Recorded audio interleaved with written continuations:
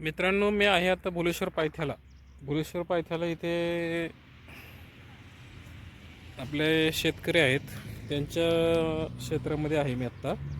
तर इथे रात्री कधी 12 वाजता कुठून गाड्या येतात कचऱ्याच्या, काय कुठून पुण्यातून येतात, हडपसरमधून येतात, का यवतमधून येतात, का कुठून येतात ते काही माहिती नाही.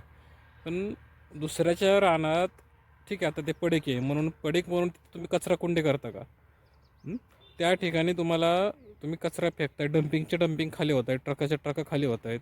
मी आता मध्ये कचरा पेटवून दिला होता, तुम्हाला मी कचरा दाखवतो. हे बघा, हा कचरा, असा कचरा जर टाकला दुसऱ्याच्या एखाद्या शेतकऱ्याच्या रानात, तर हे कितपत हे कसला कचरा आहे? हा हॉटेलचा कचरा आहे का रिसॉर्टचा कचरा आहे? कशाचा कचरा आहे नक्की हा? काय टाकले त्याच्यामध्ये? एवढी जर घाण जर लोक वागत असतील दुसऱ्याच्या एखाद्या रानात, ठीक आहे, पडे गे म्हणून काय तुम्ही कचरा कोंडी केली का इथं? अरे थोडीशी बाळगा जरा, जे कोणी टाकले असेल. तर मी मागच्या वेळेस इथं हे पेटवून दिलं होतं. हे 4-5 ढिगारे होते इथं, हे सगळं कचरा होतं इथं सुद्धा कचरा पडलाय काय. हे जे काय चाललंय बघा, इथं सुद्धा आता हे तर काय POPचं मटेरियल दिसतं इथं. हे सगळं पेटवून दिलं मी पाठीमागे. हे बघा, इथं हे सगळं हे कशासाठी मटेरियल आहे? हे POPचं मटेरियल दिसते. हे बघा, हे POPचं मटेरियल आहे. अरे दुसऱ्याचं तुम्ही काय कचरा कोंडी केले का रानात? याच्यावर हे बघा, हे रिसॉर्टचं हे थर्मोकॉल्स वगैरे पडलं इथं. ह्यांना जरा, जे कोणी खाली केलं आहे त्यांना लाज वाटाय पाहिजे ना, लाज. आहे का? तुम्ही जसं रानाने कचरा टाकत असाल, हे बघा,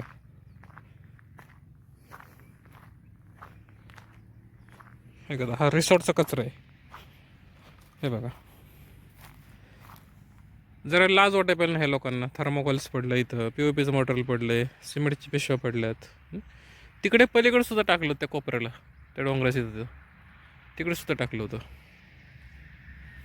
हे काय बोलायचं ह्या माणसांना सांगा?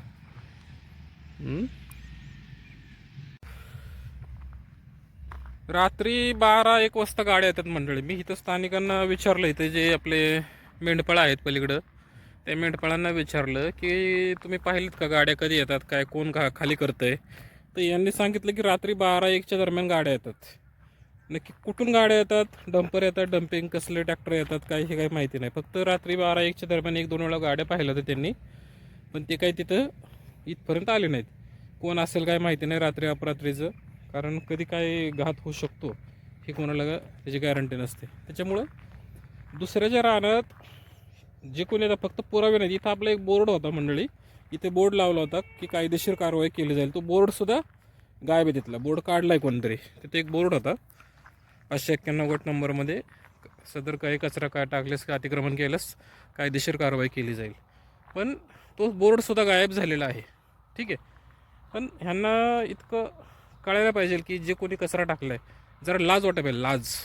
दुसऱ्याच्या एखाद्या रानात क्षेत्रामध्ये पडीक क्षेत्र ठीक आहे, त्यात कचरा कसा टाकावं, कशा गाड्या खाली कराव्या, का त्याला गाड्या खाली करण्यासाठी कोणी पैसे घेतलेत का?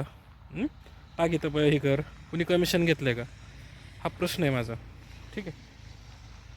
इथल्या कोणी आजूबाजूच्या लोकांनी आपल्याला कमेंट्सद्वारे कळवावे की हे जर कचरा कोण टाकतंय.